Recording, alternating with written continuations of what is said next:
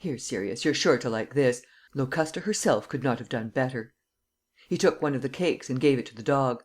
Sirius swallowed it at a gulp, stood motionless for 2 or 3 seconds, as though dazed, then turned in a circle and fell to the floor dead. Sernine started back from his chair, lest one of the footmen should fall upon him unawares. Then he burst out laughing. "Look here, baron, next time you want to poison one of your friends, try to steady your voice and to keep your hands from shaking. Otherwise people suspect you. But I thought you disliked murder." "With the knife, yes," said Altenheim, quite unperturbed. "But I have always had a wish to poison some one. I wanted to see what it was like."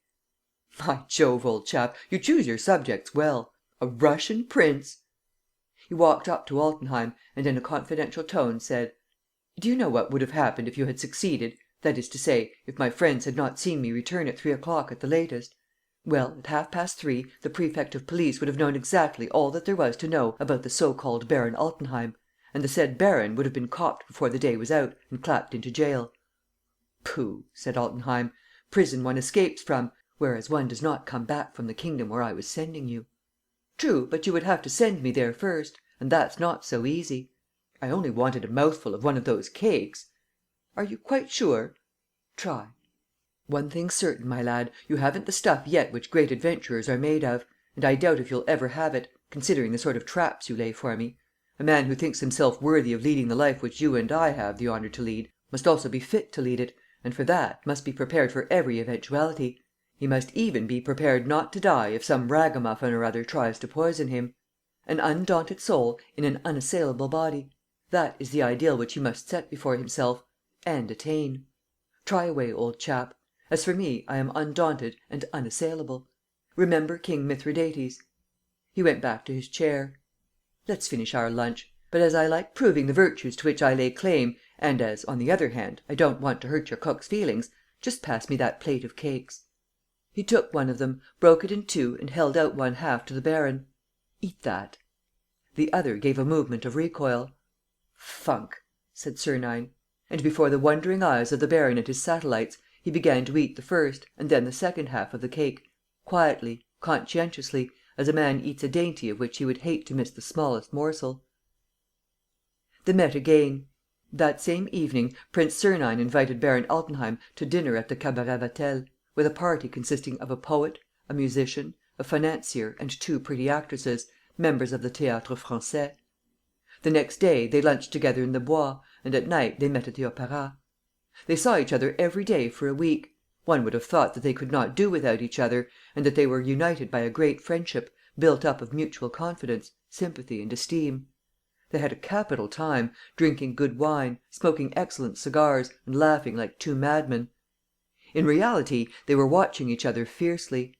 Mortal enemies, separated by a merciless hatred, each feeling sure of winning, and longing for victory with an unbridled will, they waited for the propitious moment: Altenheim to do away with Sernine, and Sernine to hurl Altenheim into the pit which he was digging for him. Each knew that the catastrophe could not be long delayed. One or other of them must meet with his doom, and it was a question of hours, or, at most, of days. It was an exciting tragedy, and one of which a man like Sernine was bound to relish the strange and powerful zest. To know your adversary and to live by his side, to feel that death is waiting for you at the least false step, at the least act of thoughtlessness: what a joy, what a delight! One evening they were alone together in the garden of the Rue Cambon Club, to which Altenheim also belonged. It was the hour before dusk, in the month of June, at which men begin to dine before the members come in for the evening's card play. They were strolling round a little lawn, along which ran a wall lined with shrubs. Beyond the shrubs was a small door. Suddenly, while Altenheim was speaking, Sernine received the impression that his voice became less steady, that it was almost trembling. He watched him out of the corner of his eye. Altenheim had his hand in the pocket of his jacket, and Sernine saw that hand, through the cloth, clutch the handle of a dagger, hesitating, wavering, resolute and weak by turns. Oh, exquisite moment! Was he going to strike?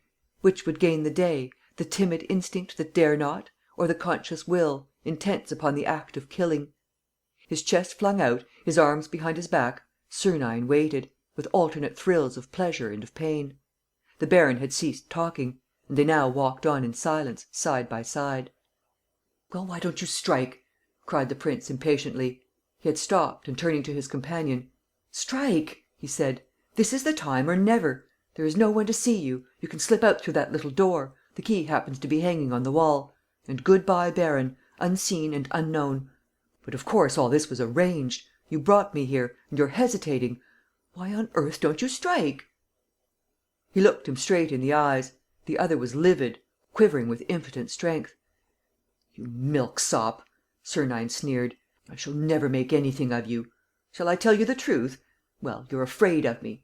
Yes, old chap, you never feel quite sure what may happen to you when you're face to face with me. You want to act, whereas it's my acts, my possible acts, that govern the situation. No, it's quite clear that you're not the man yet to put out my star." He had not finished speaking when he felt himself seized round the throat and dragged backward. Some one hiding in the shrubbery, near the little door, had caught him by the head. He saw a hand raised, armed with a knife with a gleaming blade. The hand fell. The point of the knife caught him right in the throat. At the same moment, Altenheim sprang upon him to finish him off; and they rolled over into the flower borders. It was a matter of 20 or 30 seconds at most. Powerful and experienced wrestler as he was, Altenheim yielded almost immediately, uttering a cry of pain. Sernine rose and ran to the little door, which had just closed upon a dark form. It was too late. He heard the key turn in the lock. He was unable to open it. "Ah, you scoundrel!" he said. "The day on which I catch you will be the day on which I shed my first blood. That I swear to God." He went back, stooped and picked up the pieces of the knife, which had broken as it struck him. Altenheim was beginning to move. Sernine asked: "Well, baron, feeling better? You didn't know that blow, eh? It's what I call the direct blow in the solar plexus. That is to say, it snuffs out your vital sun like a candle. It's clean, quick, painless and infallible. Whereas a blow with a dagger, pooh! A man has only to wear a little steel wove gorget, as I do, and he can set the whole world at defiance, especially your little pal in black, seeing that he always strikes at the throat, the silly monster. Here, look at his favourite plaything, smashed to atoms." He offered him his hand.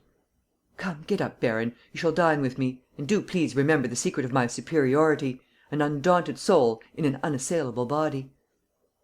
He went back to the club rooms, reserved a table for two, sat down on a sofa and, while waiting for dinner, soliloquized under his breath: "It's certainly an amusing game, but it's becoming dangerous. I must get it over. Otherwise those beggars will send me to Paradise earlier than I want to go. The nuisance is that I can't do anything before I find old Steinweg, for, when all is said, old Steinweg is the only interesting factor in the whole business, and my one reason for sticking to the baron is that I keep on hoping to pick up some clue or other. What the devil have they done with him? Altenheim is in daily communication with him, that is beyond a doubt. It is equally beyond a doubt that he is doing his utmost to drag out of him what he knows about the Kesselbach scheme. Where does he see him? Where has he got him shut up? With friends? In his own house at 29 Villa Dupont?" He reflected for some time, then lit a cigarette, took 3 puffs at it and threw it away. This was evidently a signal, for 2 young men came and sat down beside him. He did not seem to know them, but he conversed with them by stealth. It was the brothers Doudeville, got up that day like men of fashion. "What is it, governor?" "Take 6 of our men, go to 29 Villa Dupont and make your way in." "The devil! How?" "In the name of the law. Are you not detective-inspectors? A search." "But we haven't the right." "Take it." "And the servants, if they resist?" "There are only 4 of them." "If they call out?" "They won't call out." "If Altenheim returns?" "He won't return before 10 o'clock. I'll see to it. That gives you 2 hours and a half, which is more than you require to explore the house from top to bottom. If you find old Steinweg, come and tell me." Baron Altenheim came up. Sernine went to meet him. "Let's have some dinner, shall we? That little incident in the garden has made me feel hungry. By the way, my dear baron, I've a few bits of advice to give you." They sat down to table. After dinner, Sernine suggested a game of billiards. Altenheim accepted. When the game was over, they went to the baccarat room. The croupier was just shouting: "There are 50 louis in the bank. Any bids?" "100 louis," said Altenheim. Sernine looked at his watch. 10 o'clock. The Doudevilles had not returned. The search, therefore, had been fruitless. "Banco," he said. Altenheim sat down and dealt the cards. "I give. No. 7. 6. I lose," said Sernine. "Shall I double the stakes?" "Very well.